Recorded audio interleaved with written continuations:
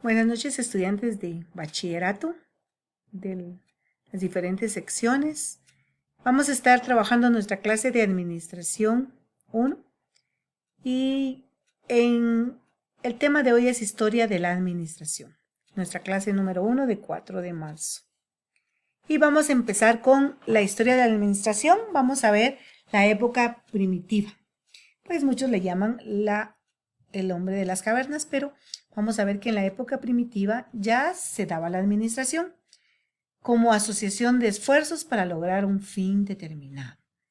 La administración, aunque no se decía que era administración, pues se tenían que delegar diferentes actividades para poder, por ejemplo, realizar alguna actividad.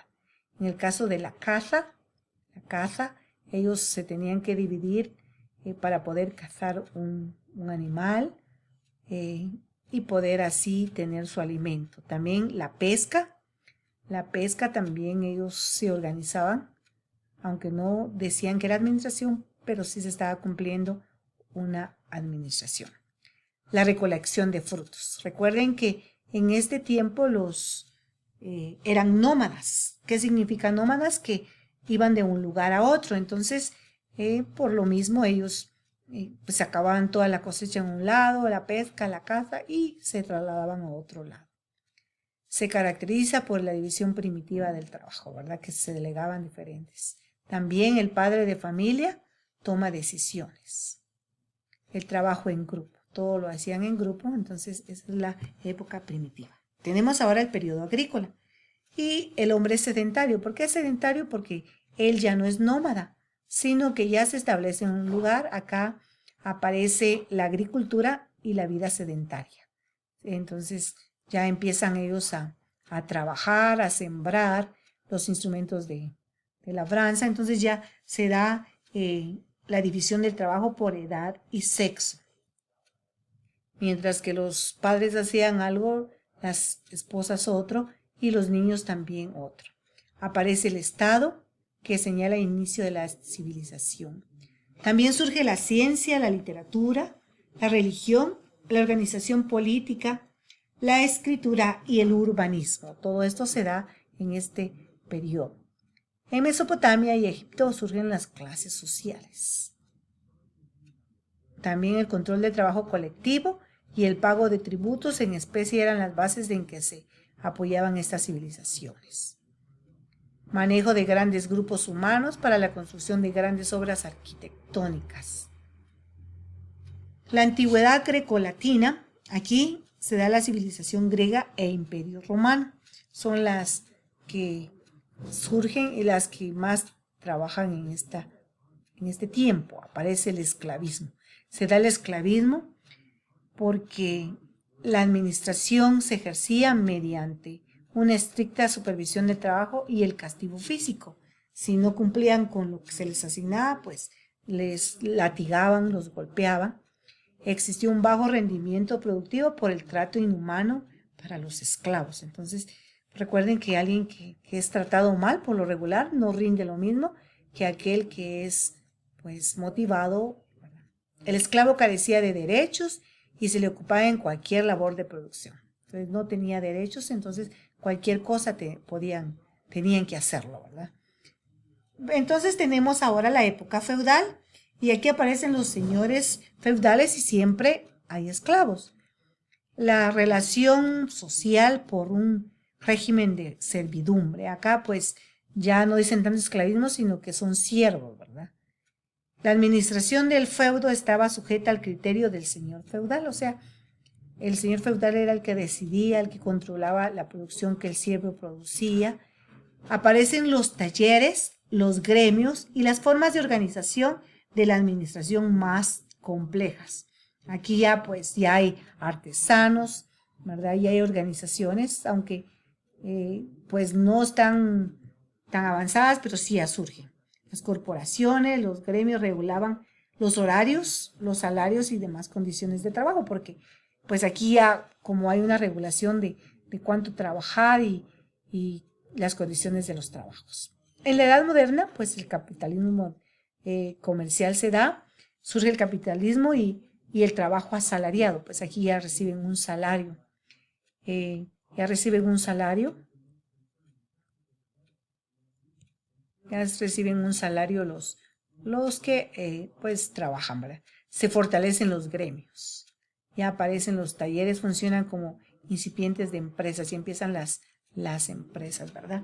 La revolución industrial, Charles Babbage, principios sobre las que descansan, dice, él habla acerca de la división del trabajo y un tiempo necesario para aprender, para cambiar de una ocupación a otra, la habilidad adquirida por la frecuente repetición de un proceso. Recuerden que si algo se repite, pues se hace experto, ¿verdad? La invención de herramientas y maquinarias para realizar los procesos. Aquí ya hay herramientas, ¿verdad? La revolución industrial a partir de 1776 con la invención de la máquina a vapor por James Watt en el año de 1736-1819, modifica completamente la estructura social, comercial de la época y aquí provoca un orden económico, político y social. La primera revolución industrial o revolución del carbón y del hierro se da en 1780 a 1860 y la segunda revolución industrial o revolución del acero y de la electricidad de 1860 a 1914. Burns divide la revolución industrial en 4 fases. La primera fase es la mecanización de la industria, la agricultura a finales del siglo XVIII.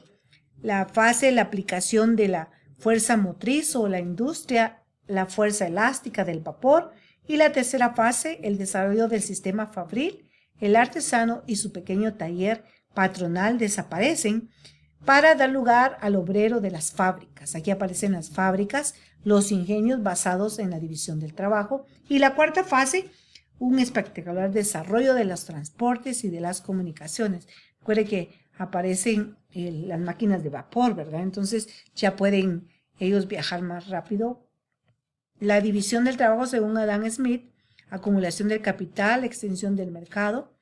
Los 3 factores que llevaron a un aumento de la productividad. Primero, la mejora en la destreza al reducir las labores de cada hombre a una simple operación. La revolución de la carga de trabajo de la mujer. Segundo, al ahorrarse el tiempo en pasarse de un trabajo a otro.